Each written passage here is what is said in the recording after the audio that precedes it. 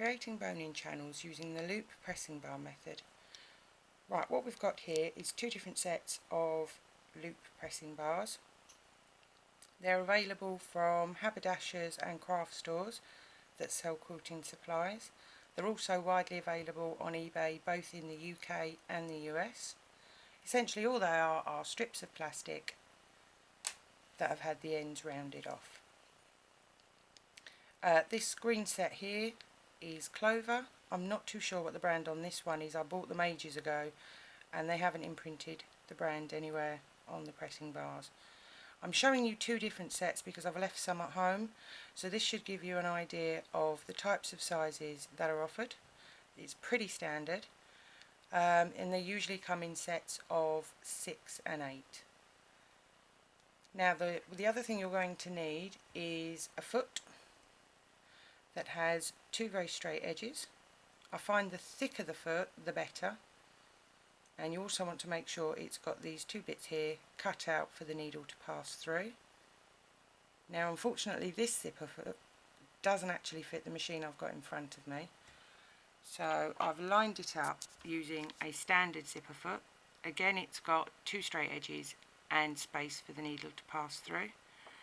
And what you want to do is get your two pieces of quilting, stitch them together, creating your left stitch line for your bone-in channel, and then you pop your pressing bar in between the two and you try and get it as close as possible to the edge of the stitch line, and then fit it snugly against the edge of your foot.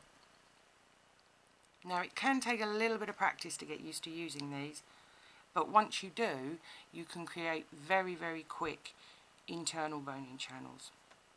There's a couple of things you want to watch out for when you start.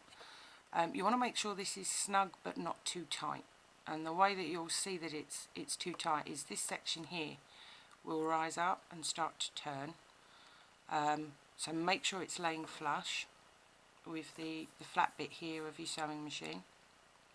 And then for finger position, I tend to find it's easiest to have one set of fingers here, keeping this finger there just to make sure that the pressing bar doesn't turn, and then you have your other hand literally just here, and you're using your nails as you stitch just to very carefully push this up against the stitching, like so. As you can see, it's left a bit of an indent there. You won't see it once the stitching's in.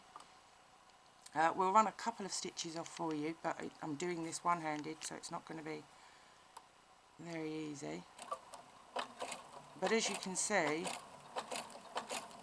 you don't actually have to do very much with it at all.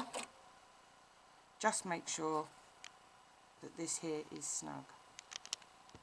Now there is one other application you can use with quilting bars. You're using exactly the same feet, but it's to create external bone casings. This saves you absolutely ages of time. What you need is a piece of quilting.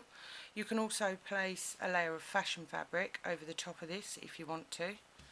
Press it in half, like so, and then you take again the corresponding size, let's use the yellow one, pop it inside there, again making sure it's nice and snug, and you would pop that under the machine like we've done here, and then you run your line of stitching.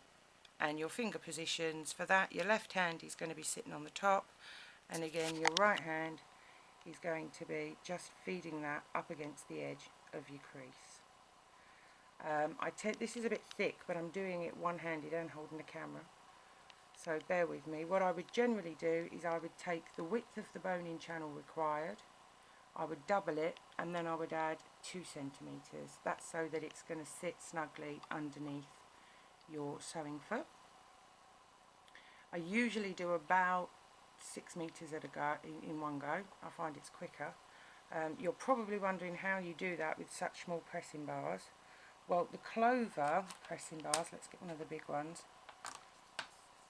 I've got these marks here and here, and all I do is attach some thin ribbon and use that to pull the pressing bar through your fabric as you stitch. Now these yellow ones, I don't know if you can see, this is one I didn't bother to drill. It doesn't actually have any holes, which is a bit of a pest. But if you've got a Dremel, or you've got a friend that's got a Dremel, you can just create little holes, feed your ribbon through that, and with a bit of practice you can get really quick. I can stitch about 5 meters worth of external bone casings in about 10 minutes. And then all you want to do is trim off your excess fabric, turn it so that you've hidden your seam line, press and lay that flat on top of your corset, and that's it. There's no trying to turn the tube inside out, there's no trying to hide the seams, there's no desperately trying to keep a straight line. You just let the pressing bar and your foot do all the work for you. So I hope that helps.